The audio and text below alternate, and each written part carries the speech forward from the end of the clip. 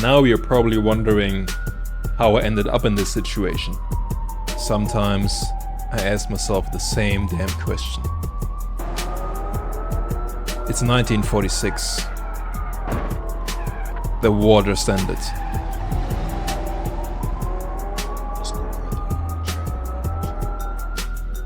Father stopped building engines for fighter planes and military equipment. Handed me the keys to the whole damn factory. Said it was about time I learned how to run the business. Thing is, I never ran anything but a bar tab. So naturally, I decided to build a luxury sports car. Statement piece. Something classy, refined, and absolutely deadly.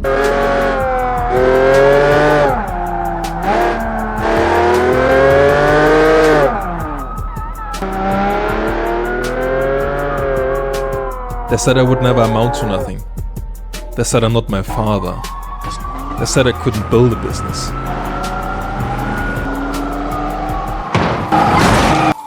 Turns out they were right.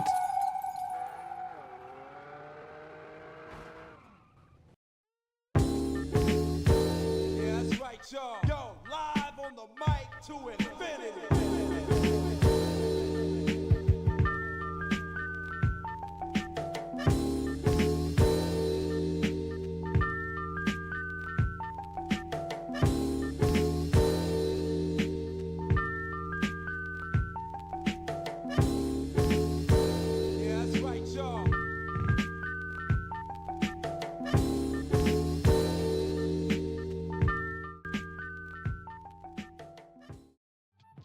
So, since we took care of business, set up our factories, and made a new facelift, we are now ready to test our car.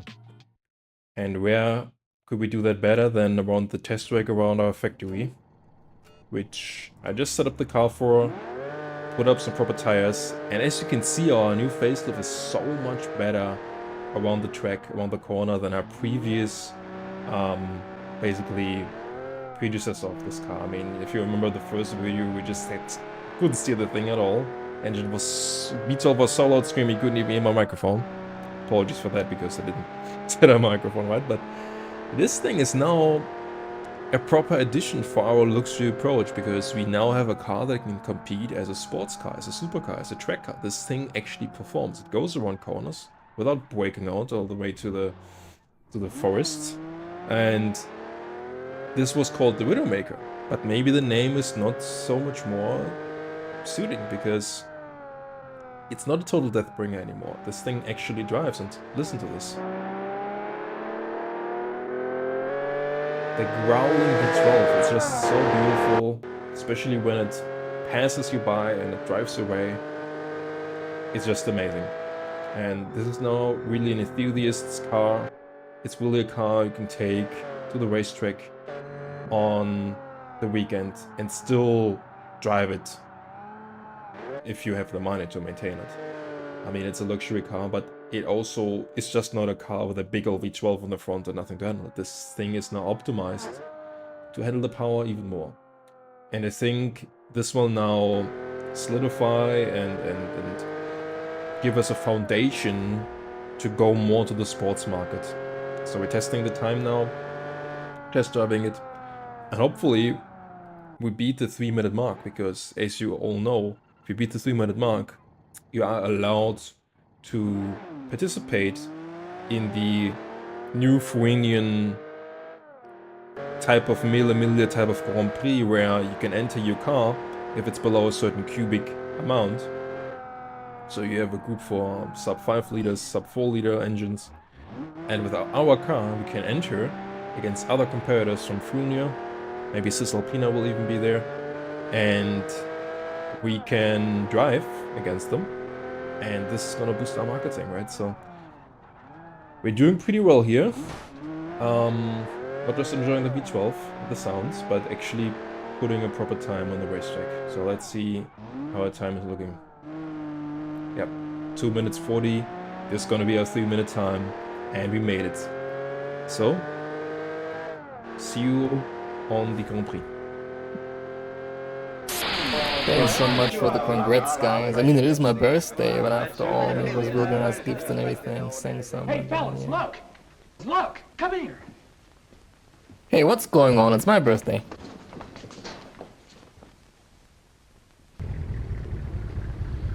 Get a load of that dame. Man, I better be stepping out. I gotta get me one of those cars right now. You show me the way out. I'd step out too. I feel a little laundry tonight. Presenting the all-new 1950s Facelift Adam. The car that says, I've got power, class, and no regard for consequences. Wanna impress the boys? Win over the girls? Crush your enemies in traffic? This car does it all.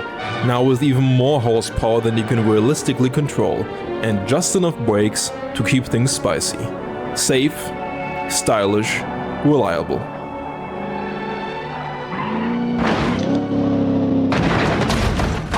Software is not liable for injuries, deaths, explosions, or unexplained fires. Drive responsibly, or don't.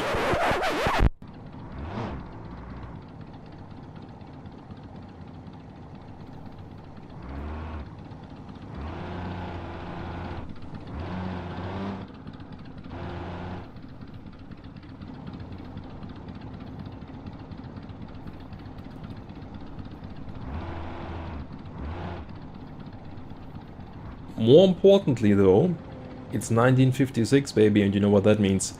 It's time for the yearly Milli of Fruinia, the big Grand Prix of the country, where everyone can bring their car and drive within their class, meaning you drive against competitors who have a similar size engine based on the cubic capacity. So we're all driving against opponents here that have similar big liter, big engines, V8s and V12s that we're driving against. I think some of them also inline 6. Luckily for us, Cisalpina didn't show up. They built very small engines this year, so we only have these rowdies to drive against. As you can see, that's already going crazy. Keep in mind, there's no rules in this race, right? So it's basically a hill climb all the way to the white marker. Whoever's there first wins.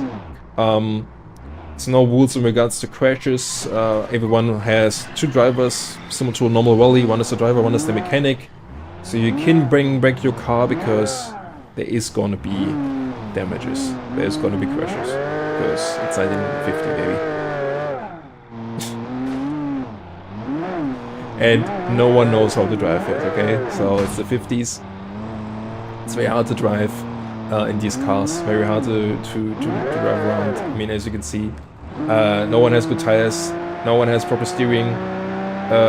No, there's no helpers. There's nothing. So that's why everyone bought a mechanic. So you can bring back your car as long as you don't drive down the cliff, I guess. As long as you at the top of the mountain first, you win this. And that's what it's all about. And you can already see here, everyone is really willing to win this because all these companies, they're making their cars and they want to win because they want to make sales. They want to make sure that their car is in the newspaper, either as the car that's there first or the car that has the least damages and it's the most robust, right? But yeah, it's a bit tough driving our car on these roads. It's one thing to drive on the track. But luckily, as you can see, we're not the only one who has problems here on these tiny Fruinian roads. It's just a bit of a mess. And well, but we keep on doing it and enjoying the V12.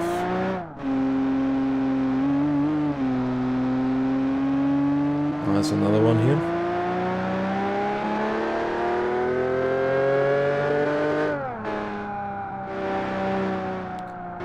I never get bored of that sound. I think we are on the second place now. It's no problems if you get damage in your car because that's just part of the game. Everyone is doing that.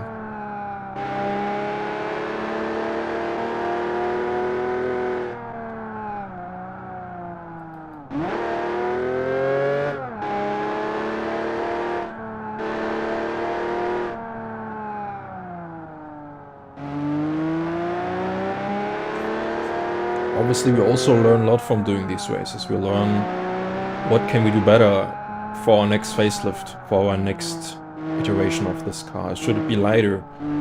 Should we change something in regards to the suspension? Maybe even a smaller engine, maybe an engine that revs higher, maybe we change the gearing. But I do feel like this car, since we don't have the technology yet, right, to really upgrade certain things in regards to the steering, to the handling, we don't have the technology to make a better suspension, to make better tires, whatever. So yeah, we need to build a lighter car, I think is the thing. So I think this gives us the idea to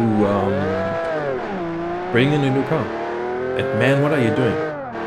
So this is one of our competitors. He really wants to win.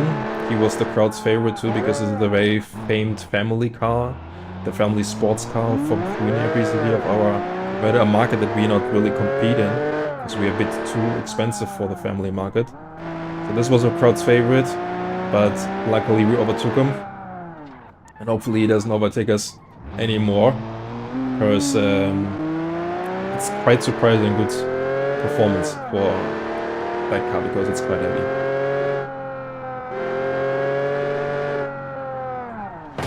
Okay, and I'm out of here. I gotta concentrate on this race.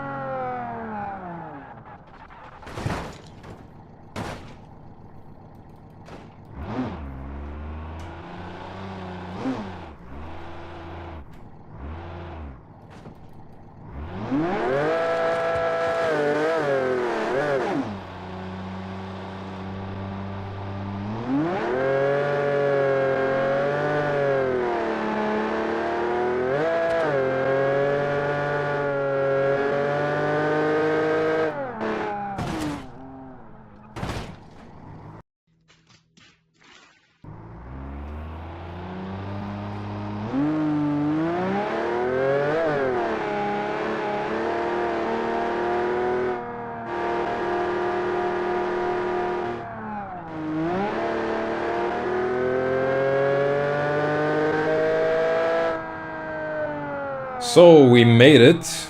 Looks like no one's here to take our crown, to take our place on the top. This will boost our sales for sure, help us in our marketing, beat most of the competitors in the Fruinian, at least capacity and power market, because everyone who had a big engine car came here. We had some cars that were more tending to the family market, more tended to the utility market, but we also had 2 sports cars here, so hopefully this will help us to solidify us as the #1 sports brand in the future. At least give us like a foot in the door, so to say. But another thing that we have learned is to keep on being on the top, we gotta have a lighter car, because to handle this car on these roads, it's not very feasible. I think having a car with a small engine and a lighter weight will not only help us having a better sports car, it will also give us a smaller engine that we can then use in smaller cars. So that was maybe reaching to other markets as well. Huh? So that's the idea. So the idea is to kind of build a light sports car that can build upon our win here and put some new technology in it, like maybe a rear or mid-engine kind of design.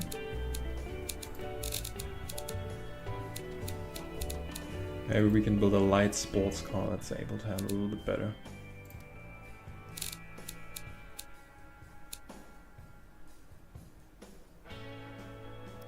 It's got to be a very light sports car, so a boxer engine would be quite interesting, because we can then utilize that small engine size for also smaller family or even maybe city car something in the future that doesn't have that don't have the space, the boot space, or the space in the front to yeah, utilize such a big engine, right? Like a V8 or V12. So that's the start.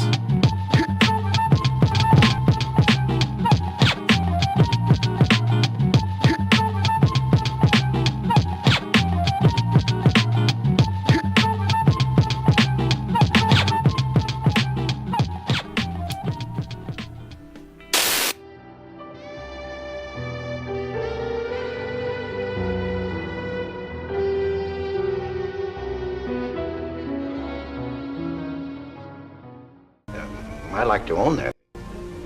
You would? Mm. For $50,000? Mm. For $50,000? Mm. For $50,000? Well, you can't put any price on masterpieces like that. They're worth, well, whatever you can afford to pay for them.